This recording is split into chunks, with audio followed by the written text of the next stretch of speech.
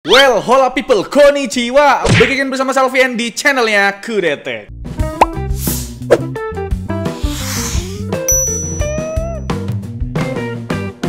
Tren desain compact minimalis di dunia laptop gaming kayaknya makin menjadi, bre, ya. Kalau biasanya desain-desain dari produk ROG selalu tampil agresif dan outstanding, tapi di tahun 2024 ini mereka udah mulai membelokkan bahasa desainnya ke arah minimalis yang mereka sebut sebagai the new era. Contoh produknya adalah ROG Zephyrus G14 2024 yang codename-nya adalah GA403 yang tampil minimalis hanya dengan aksen ROG/lighting di sisi punggungnya ini, bre. Kita sama-sama tahu ROG jadi pelopor laptop gaming compact lewat Zephyrus G14 series sejak tahun 2020 dengan Ryzen 4000 seriesnya kala itu, bre. Tapi siapa sih yang bakal nyangka kalau ROG bakal tampil minimalis kayak begini? Radikal banget, bre, perubahan desainnya. Tapi concern utama dari laptop gaming compact tentunya ya buat urusan portabilitas. Bobot Zephyrus G14 ini enteng banget, bre, cuma 1,4 kg aja. Kalau ada yang masih anggap berat ya kan, please educate yourself. Aduh, bahasa Inggrisnya doang deh. Ini laptop gaming, bro, bukannya ultrabook ya kan. Bisa dibilang ultrabook gaming sih.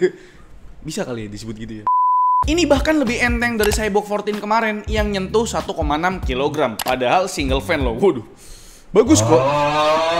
Soal dimensi harus compact dong. Ketebalannya cuma sekitar 1,6 cm, bre. Tipis bener dah. Cuma ya ada konsekuensinya, bre. Ini kalau ngomongin ketipisan pada sebuah laptop. Port Ethernet harus absen di sini. Tapi port lain masih lengkap ya kan. Sebagai ganti port Ethernet, kita udah dikasih konektivitas Wi-Fi 6E, tapi belum Wi-Fi 7 ya. Dan juga Bluetooth versi 5.3 ya. Dan buat layarnya ROG selalu all in. Walau ini laptop gaming compact, tetap dikasih layar ROG Nebula Display berbasis panel OLED ya kan, dengan resolusi 3K 2880 x 1800p. Buat gaming juga proper karena punya refresh rate up to 120 Hz. Sebenarnya panel OLED-nya udah bagus ya. Ini 120 Hz OLED ya kan. Soal kualitas data color-nya jelas coverage gambut panel ini sempurna di 100% P3, sedangkan buat data brightness-nya minimumnya belum blackout total ya kan. Masih ada nyala walaupun 4 nits. Terus angka maksimum brightness-nya udah menyentuh 400 nits. Terakhir buat akurasi warnanya tentu super akurat dan sesuai klaim dari ROG dengan rata-rata di bawah 1 delta E, bre. Sedikit nge-mention keyboardnya nih. Yang terpenting heritage of power button masih terjaga di sini ya. Respect ya kan. Terus keycaps-nya full RGB yang bisa kita pilih beragam presetnya dengan kombinasi FN plus F4 atau lewat Aura Sync yang ada di Armoury Crate software, bre. Buat akses Armoury Crate juga gampang banget ya kan, karena disediakan shortcut button di sini. Dan buat feel typingnya satisfying ya kan, sebab travel distance-nya nih lumayan dalam di 1,7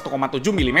Dan sebelum lanjut, pasti dari kalian ada yang itu grill di samping keyboard speaker atau bukan, bang? Betul sekali, bre. Ini adalah sepasang tweeter. Woofernya tetap diarahin ke bawah kok. Speaker di sini hasil tuningan dari Dolby Atmos yang gambaran sound quality-nya sih ya jelas enak banget, bre. Powernya nendang, berikut sampel sound quality-nya.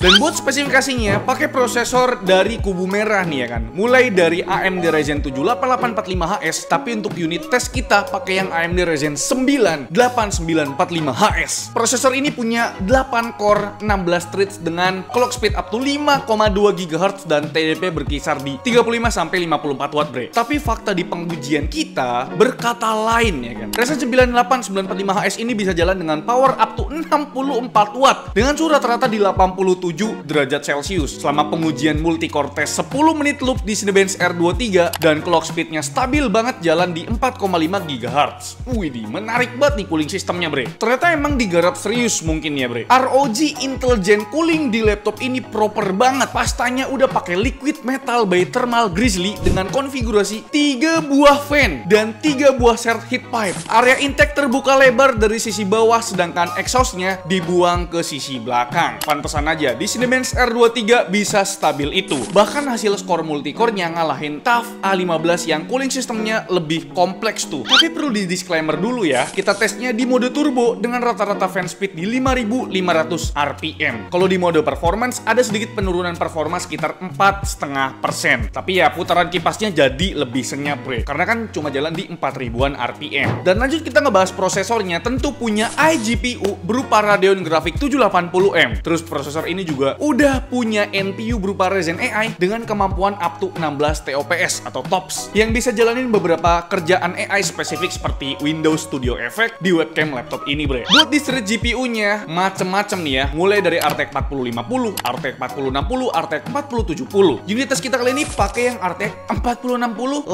lagi dan lagi. Tapi menarik banget untuk TGP-nya itu up to 90 watt. Kita pernah ngetes 45 watt, 65 watt, 75 watt, 90 watt, bahkan yang tertingginya juga pernah ya kan. Tapi di pengujian Furmark running 10 menit, rata-rata TGP-nya jalan di 86 watt dan suhunya stabil di 64 derajat Celcius, bre. Sebagai gambaran, performanya emang sedikit di bawah RTX 4060 yang 100 watt, tapi unggul jauh dari RTX 4060 yang 75 watt. Bahkan di pengujian Fast Track Ultra bisa unggul dari RTX 4060 100 watt, bre. Ini mungkin berkat coolingnya ya. Buat memori laptop ini udah lumayan kenceng ya, up to 6400 MHz karena pakai tipe memori LPDDR5X berkapasitas 2x8 GB yang tentu aja tidak bisa di-upgrade. Terus storage-nya juga non-upgradable ya, cuma ada satu slot M.2 yang udah terisi satu buah M.2 NVMe SSD PCIe Gen 4 yang transfer speed-nya masih mid-range lah. Dan buat kapasitas baterainya gimana nih? Ya lumayan gede loh ya kan, buat sekelas laptop 14 inci 70 watt hours yang mampu bertahan sekitar 6 jam berdasarkan hasil tes kita. Lumayan awet sih ya. Kalau charging time-nya berbekal power adapter 180 watt, butuh waktu sekitar 1 jam 15 menit. Lumayan kenceng lah. Untuk utilitas lainnya tentu webcam di sini udah proper, bre. 1080p 30 fps lengkap dengan Windows Studio Effect yang dijalankan oleh NPU AMD Ryzen AI ini. Di sini webcam terlihat ada satu lensa lagi yang merupakan infrared blaster. Laptop gaming yang satu ini udah punya security login biometrik via Windows Hello. Dan buat kualitas webcam dan mikrofonnya sebagai berikut, bre. Oke, bre, ini dia untuk kualitas perekaman menggunakan webcam dari ROG Zephyrus G14. Ya kan, yang mana memang ini sebuah laptop gaming dan maksimal di Full HD 30 fps doang gitu. Tapi dia menariknya udah support Windows Studio Effect ya. Di sini kalian bisa aktifin kayak background effect ya, standar blur, dan ini portrait blur. Kayaknya portrait blur lebih bagus. Dan ada automatic framing. Jadi kalian bisa aktifin dua efek sekaligus ya. Jadi dia bisa ngikutin ya namanya automatic framing lah gitu.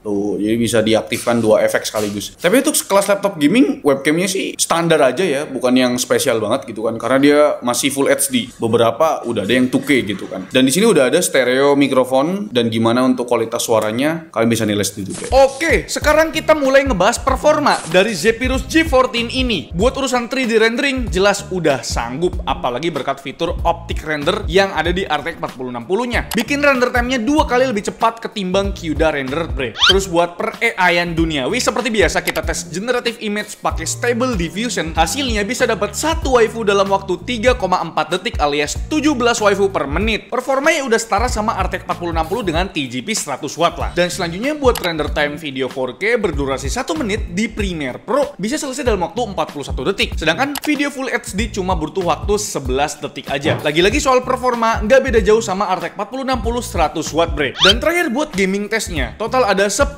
game yang kita tes dan mostly kita tes di resolusi native-nya yaitu 2880x1800p dengan preset rata kanan tentunya. Tapi di game Cyberpunk 2077 kalau main di resolusi 1800p preset ultra masih kurang playable nih, bre. Padahal udah dipakein DLSS 3 quality. Jadi mending turunin ke 1600p aja biar lebih playable nih. Next buat game Forza Horizon 5 di preset extreme dengan ray tracing high dan DLSS 3 quality, performanya cuma selisih 6 fps doang dari performatifnya. Terus di God of War kita tes di dua preset dengan bantuan DLSS quality tentunya. Kalau main di preset ultra masih kurang nih ya kan. Jadi kita turunin aja ke preset high biar playable. Di Horizon Zero Dawn boostingan FPS dari DLSS terasa banget, bre. Naiknya sampai 20 FPS, gokil. Next ada dua game Ubisoft yaitu Assassin's Creed Mirage dan juga Far Cry 6. Di game pertama yang kusebut tadi, performa laptop ini masih terbilang loyo kalau main di preset rata kanan, bre. Mungkin kalau mainnya di preset very high bisa lebih tinggi lagi FPS-nya. Sedangkan di Far Cry 6 udah enak nih main di preset ultra dengan catatan upsampling FSR-nya diaktifin. Lanjut ke game-game kompetitif, ada game The Final yang kita tes di preset high aja di resolusi native-nya biar dapet 80-an FPS berkat frame generation DLSS 3. Sedangkan di 1600p udah bisa tembus 100-an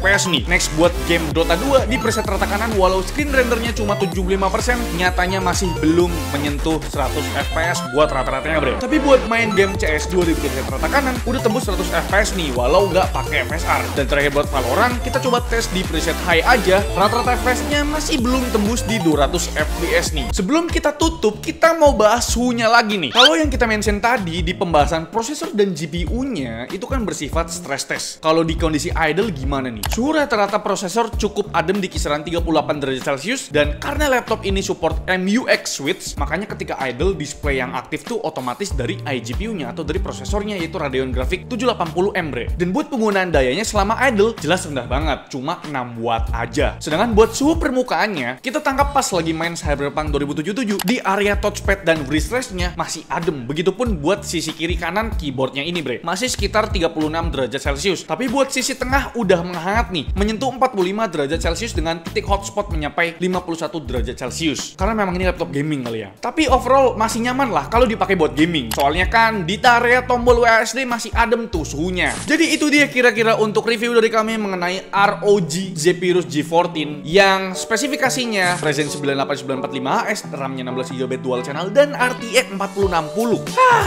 Benci sekali untuk menyebutkan harganya, tapi memang harus sekitar 34 jutaan. Apakah mahal?